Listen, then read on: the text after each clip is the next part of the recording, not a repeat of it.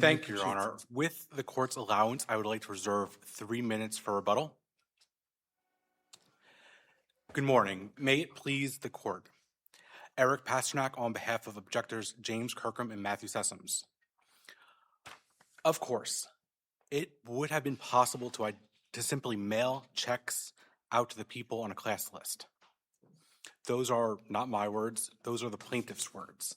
And that should have been the starting point and significantly factored into the court's analysis in approving the class action settlement here.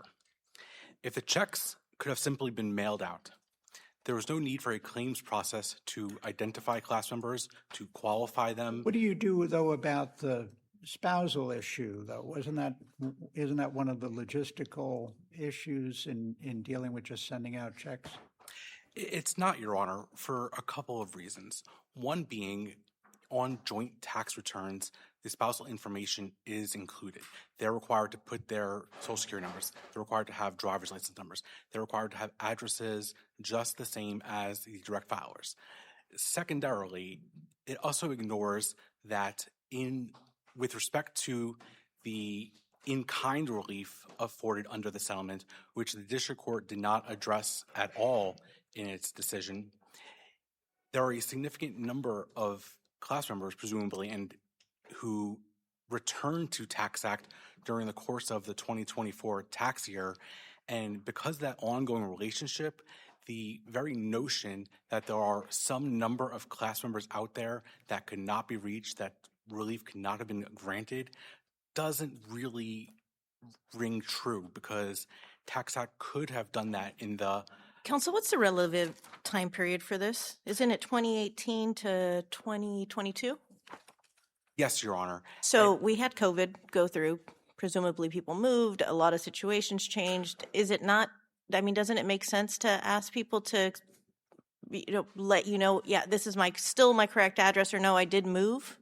Well, Your Honor, that misses a couple of things. The court's duty to analyze the settlement, that heightened duty, because it is reversionary, it required the court to examine the evidence of that. There was no evidence in the record pertaining to those who moved, those who had any number of issues. There was no evidence in the record that would dispute the notion that there was an ongoing relationship with many TaxAct users for which TaxAct had records that it could have used, and it doesn't incorporate the fact that in the in-kind relief component of the settlement, it actually did require those people obtaining it to return to TaxAct, to log in, to use TaxAct services, to, again, provide their information, their names, addresses, email, telephone, driver's license, social security number, and that was during the claims administration period.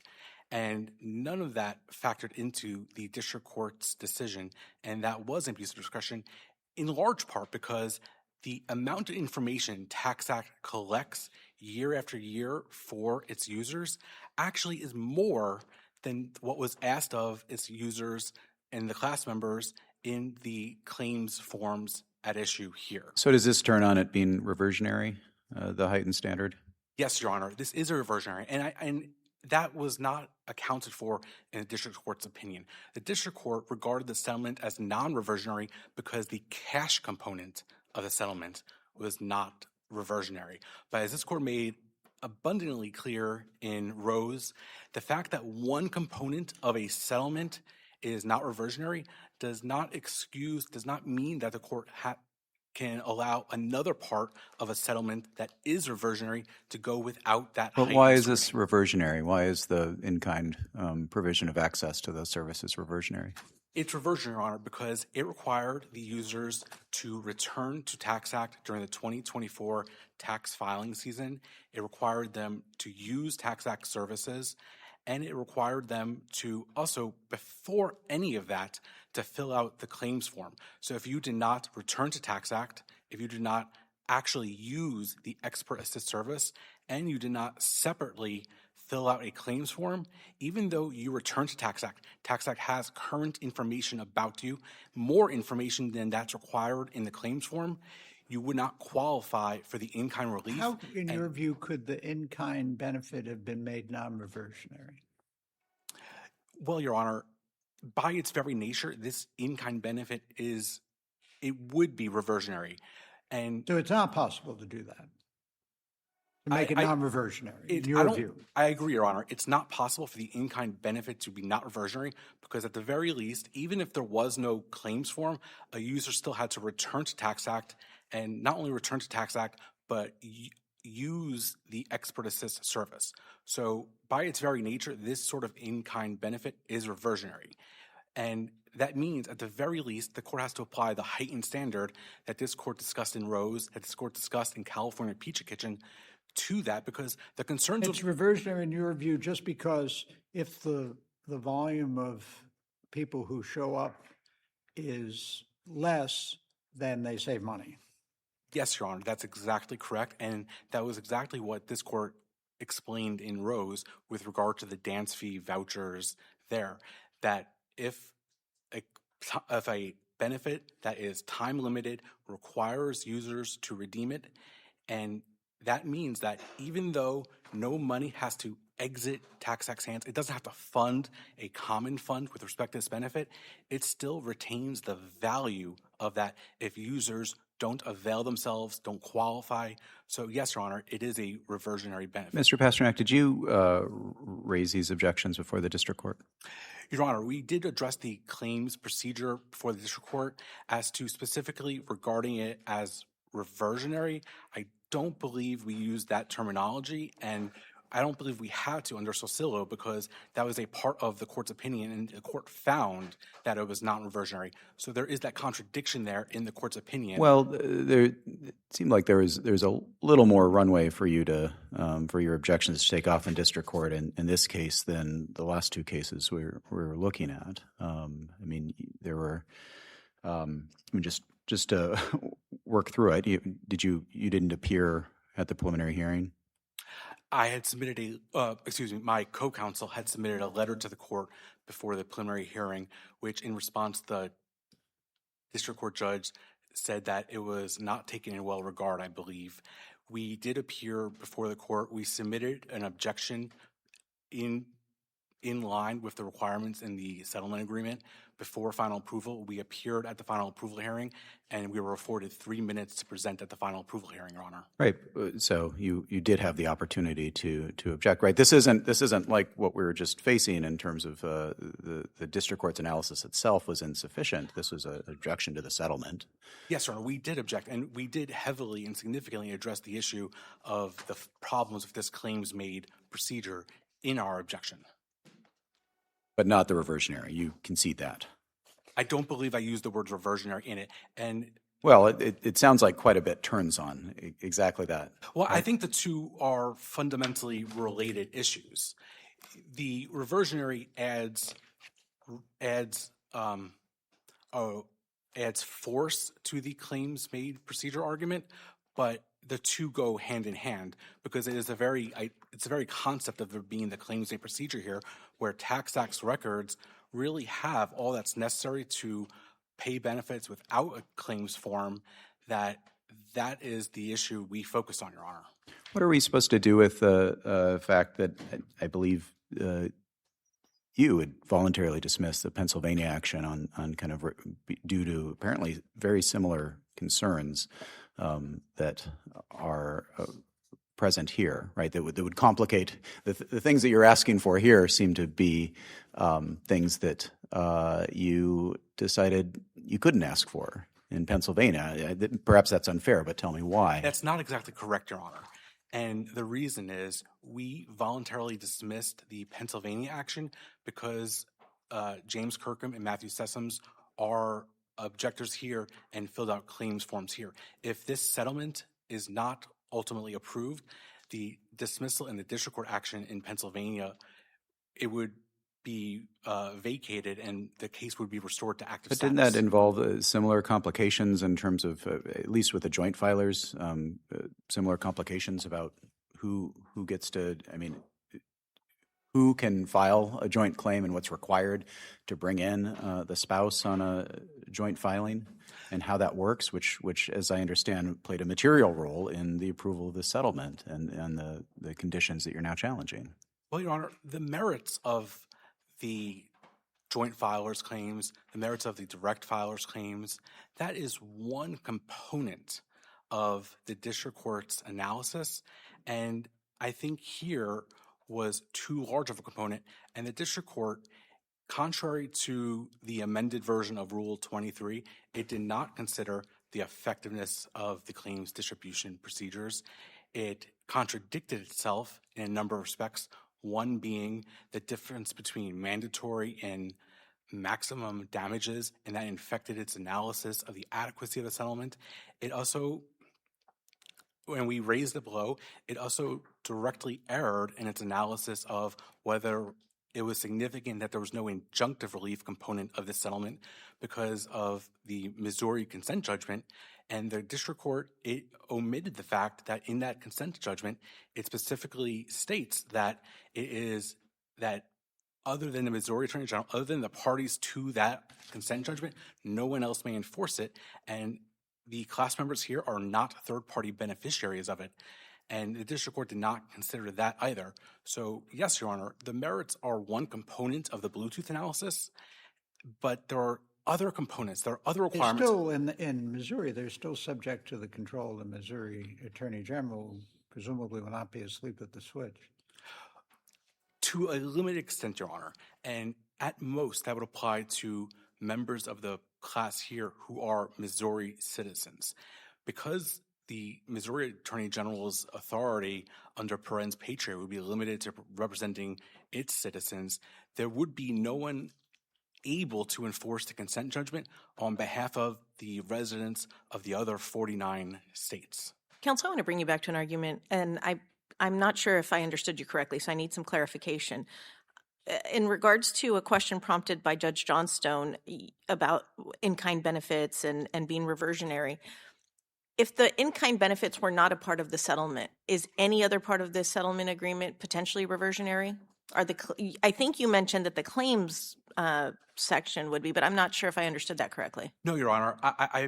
I will concede that the reversionary aspect of the settlement are the in-kind benefits. As for the cash benefits, those are paid into a common fund, and those are not reversionary.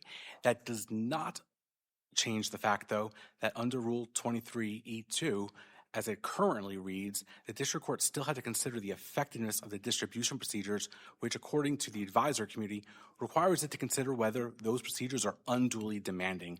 And the district court did not perform that analysis here. And that's significant. And I'll concede, Your Honor, that there are a great many cases in which a claims form is completely appropriate. I don't think this is one, because here you have a defendant who has records that have the name, telephone number, email address, social security number, driver's license number for all the class members, both direct and the spousal class members, but also for many has a continuing relationship with them. And But how many years? I mean, that's the, I guess the part that I'm stuck on is, some of these were filed in 2018, but the settlement is. Well, Your Honor, I think that actually supports my argument, because it was incumbent on plaintiffs, it was incumbent on appellees to put before the court evidence, and the court didn't have that. The court didn't consider it. The court didn't ask about it. Its duty here under Rule 23 was to conduct an inquiry, and it didn't. Did you want to save time for rebuttal? Yes, Your Honor. Okay. All right. So we'll hear now. Thank you. Thank you. We will hear now from Mr. Joy. Okay.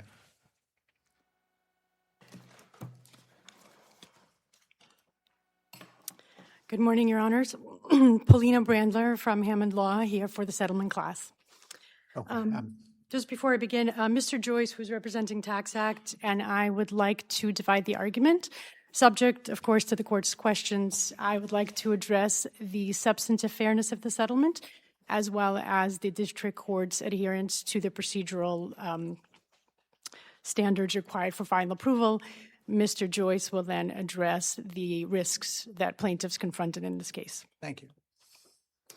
So the objectors raised many different arguments as to what Judge Chabria did wrong and how he erred, but the truth of the matter is Judge Chhabria did exactly what was required of him. He applied the heightened scrutiny to this pre-class certification settlement, as he was required to do. And he conducted a rigorous analysis by looking at every Rule 23E factor and Churchill factors, applying them, and setting out his reasoning both in the final approval order, at the final approval hearing, as well as at the preliminary approval hearing. The issues that the objectors raise, except for the reversionary issue, which they did not raise before the district court below, the issues were all briefed. The district court considered them. And again, the district, unlike some of the final approval orders that have been discussed earlier today, the district court's final approval by no means is thin. It shows the court's rigorous analysis under Rule 23E. And finally, the court certainly addressed all the objections and provided reasoned response in overruling them. In terms of... You focus on his arguments about the adequacy of the district court's analysis of the method of distribution. The claims form? Mm-hmm. Of course. We provided briefing to the district court. We gave a number of different reasons to explain why we believed the claim form was necessary in this case. As Judge Alba pointed out, the class is comprised of individuals who filed taxes between 2018 and 2022. So even though it is true that TaxAct had mailing addresses, it was likely that many of those were stale. And we're talking about a class of 10.5 million class members. So yes, we could have mailed checks and probably spend roughly $10 to $11 million doing so. And so spend... Is that in the record that it would have cost that much? No, but the postage, I guess, is 45 to 50 cents, and plus printing and stuffing 10 million envelopes would have cost that. But in addition to that, because the addresses were stale, the checks likely would have been languishing somewhere in the back of a post office instead of being redeemed by the class members. But the claim rate is what was the rate here? The 4%, roughly. Okay, so I guess I take the objector's point to be you had the information to send it out. Sure, maybe some people had moved around, but probably not 96% of the people moved around. So couldn't you have done a little better? Well, I don't think so. Again, I think this was the most efficient way, as Judge Chhabria agreed, of ensuring that most of the money was received by the class members and actually redeemed. But not only that, there, of course, were also other reasons, as we briefed and as the Judge Chhabria agreed, made sense. We also needed to, or the administrator rather, needed to confirm details about the married filers class. That was not readily available from TaxAct data, or at least the administrator did not have a way of figuring that out. And I think Mr. Joyce may have more information about that as it relates to TaxAct records specifically and why that was. Counsel, I'd like you to now address also the in-kind argument that it is reversionary. Yeah, why is it not? I'd be happy to, Your Honor. So two things. First of all, when courts address reversionary settlements, they are, as far as I'm aware, every single case we've looked at, the courts are looking at cash funds, not at in-kind relief. And if we were to follow the objector's logic, then every single settlement that provides this bonus of in-kind relief is reversionary and automatically creates some sort of a issue of collusion or self-interest. And in addition, in this not case, every single one. This is in kind by the defendant. So it's not like the credit monitoring cases or others. This is financially likely is going to have the effect that the defendant is going to save money. Oh, I hear your point, but well, two things. So first of all, even if we were to say it is reversionary, which I'm not conceding, because again, it's an extra bonus, the court found that the settlement was fair, reasonable, and adequate based on the cash value alone. And in terms of there being any conflict, Judge Chabre actually awarded us only 10% of the actual redeemed in-kind relief. So there's no disproportionate portion of the value of in-kind relief going to class counsel. And I think that's what the reversionary aspect or the reversionary issues when raised are typically, that's the concern with reversionary settlements. Not present here. So with respect to the in-kind benefit, I mean, obviously, if the response rate is lower, the cost of that goes down. So doesn't that in some sense just become an issue about whether or not there was adequate notice given to the class in order to get the claims rate up high enough? So, I'm sorry, Judge Collins, adequate notice? Correct. Well, there was email notice that was sent to the class, and there were follow-up reminder emails sent as well.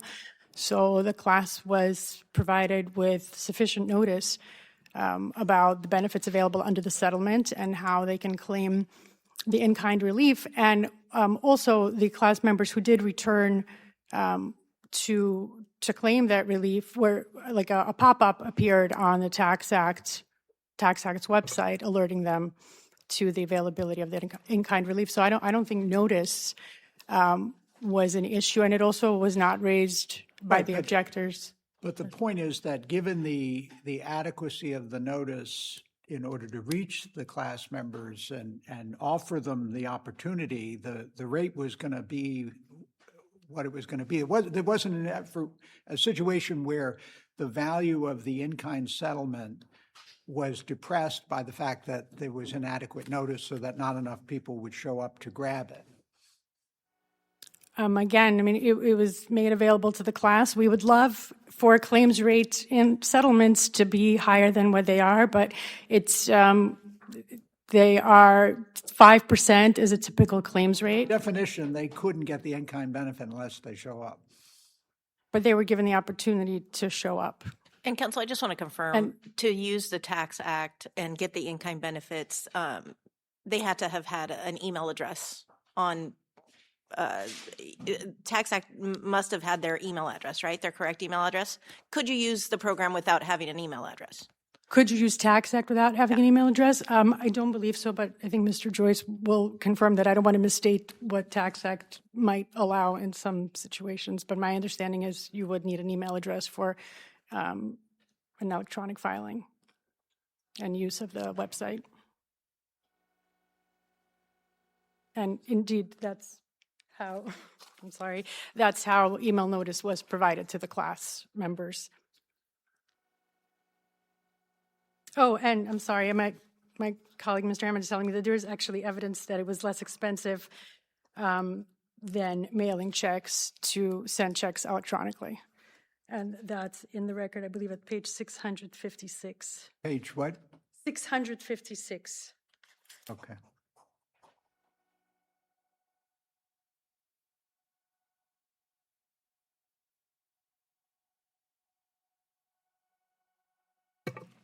And so from that, we're to take it, less money was spent on administrative costs, therefore there was more money to give to the class members. Correct. And not just less, but under $2.5 million or less will be spent on administration costs, with any remaining funds from that going to the class.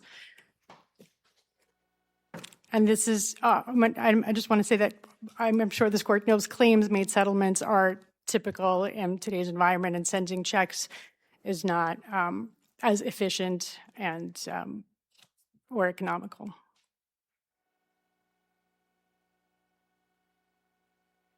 The court have any other questions? Well, I'll just briefly conclude that. I see I just have very little time.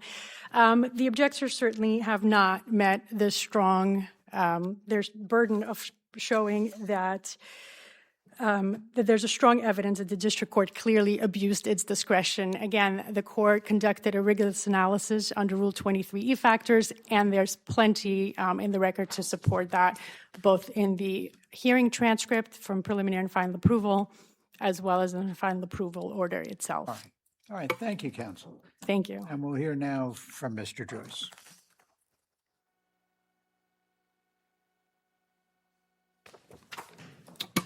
Thank you, Judge Collins. May it please the court. Eamon Joyce of Sidley Austin on behalf of TaxAct. I want to briefly address the elephant of the room, the arbitration provision, because I hear my friends still challenging the value of this settlement, right? The class got a 17.5 non-reversionary cash fund in the face of arbitration. Judge Chabria recognized that on ER2, ER3, ER5. He refers to the risks that existed here, right? That's the number one factor under 23E 2C Romanet 1. And my friends have nothing to say about it, nothing to say in their briefs or otherwise. And I think two things are important to understand about this. This settlement was reached in February 2024 before the EDPA ruled, which happened the next month. So if anything, they got out at the right time. They got money that was not going to be on the table a month later. And then two, the district court approval happened in December 2024 before the Third Circuit had ruled on arbitration. And the Third Circuit, interestingly, our friends on the other side got to take an appeal, essentially obviate the one-way street provisions because we took an appeal on the partial denial. They challenged all the reasons that applied to the arbitration that was granted. The Third Circuit rejects them across the board. So what does that mean, right? Substantively, one, direct filers certainly go to arbitration, and two, these joint filers were a class killer. There's no way to do this. Because it would be individualized whether or not they had the agency to... That's exactly right, Your Honor. I mean, the Third Circuit remanded essentially for mini trials around agency, third-party beneficiary, estoppel theories, all of which are highly fact-sensitive and depend on the relationship between oneself and their spouse. Let me segue into the claims process, right? Because I think the fact that there's a $17.5 million common fund feeds into the claims dynamic. This is not a case, this is not a true claims-made settlement where there's some interest, perceived interest on the part of defendants to drive a claims rate down. The money's out the door. The defendant is paying it out irrespective of who receives it. That's the ground on which the settlement was reached. And the district court got that exactly. It makes a square finding on ER5 that this was the most efficient way to make sure that money ended up in the hands of claimants. I'd say to my friend's arguments on the other side about not being evident that courts have applied those burdens in exactly the opposite way. Conde and Unbound decision of this court, right, where there were addresses, this court faulted the objectors for not pointing to evidence that everybody, essentially the different parts of the class could have gotten direct payment. Two, there's just no such evidence here, given what you've recognized, Judge D'Alba, and I put a little more meat on those bones, right? If you look at the declarations by the claims administrator here, 10.6 million notices were by email, and that's because that's what the current data was. And then if you look at, say, ER 203, paragraph 17, postcard notices that went out because of non-delivery of emails, 205,000 postcard notices were returned as undeliverable, and they could only find updated addresses for 94,000 of those. If you look at ER 720 and 720 paragraphs 21 and 22, Kroll's declaration talks about how the USPS databases at issue only go back 4 years. Here we are in 2026. Even if Your Honors approve this settlement quickly, that's just a reach back to 2022. Anyone who moved between 2018 and 2022 is just lost into the ether. And so we did this in the most efficient way possible. The other thing I'd point out, right, my friends submitted a declaration, my friends being class counsel, noting other settlements of this type. You'll find that at ER 855. Those settlements invariably involved a claims process, including the Facebook internet tracking litigation that later came before this court and was affirmed. And my friends on the other side don't cite a single settlement without a claims process. My understanding is that those ones typically end up in employment contexts, right? Fair Labor Standards Act claims make sense. You've got ACH information. You can transfer fairly straightforwardly. But I think even those kinds of cases have come before this court without direct payment. Let me, if I may, in the short time remaining, touch on the in-kind benefit. My friend on the other side never challenged this as reversionary below. I don't think that's an instance quite like the Saucio case. To my knowledge, this court has no case law treating in-kind provisions as reversionary, right? California Pizza Kitchen, I recognize Your Honor dissented there, but no one called out the relief there as reversionary. The Yahoo data breach settlement, no one called that out as reversionary. And then I think what's most relevant, right, is all that reverted or potentially reverted was potentially fees on whatever the claims process was. And I don't think we briefed it this way, and this analogy didn't come to me until late. But look, the district court treated the in-kind relief much as district courts are instructed to do under 28 USC 1712 for coupon relief. He didn't award any fees on anything but what was redeemed. And then, as my friend at class counsel said, he knocked that down. He didn't give them 25% on it. He gave them 10%. And here, there's not even, based on the way this played out, you don't even have to worry about a cypre, because the cypre was set up because we thought we were going to administer it 2 different times, right? That the common fund would be paid out at once, and then later on down the line, after the tax period ended, the in-kind relief would be handled. And that brings me to my very last point, and I thank the court's indulgence. The argument they make about couldn't this have all been done through the 2024 tax period, not only is that waived below, but it doesn't make sense, right? Because that would have delayed the entire settlement. This settlement went to final approval in late 2023 to use the submissions of forms to TaxAct. That doesn't wrap up until October of 2025. So if that's the claims process they envision, they're going to keep class members waiting for an additional 2 years just to avoid what we came up with, which is an ordinary email-based claims process. Thank you, Your Honors. Right. Thank you, counsel. All right, we'll hear rebuttal.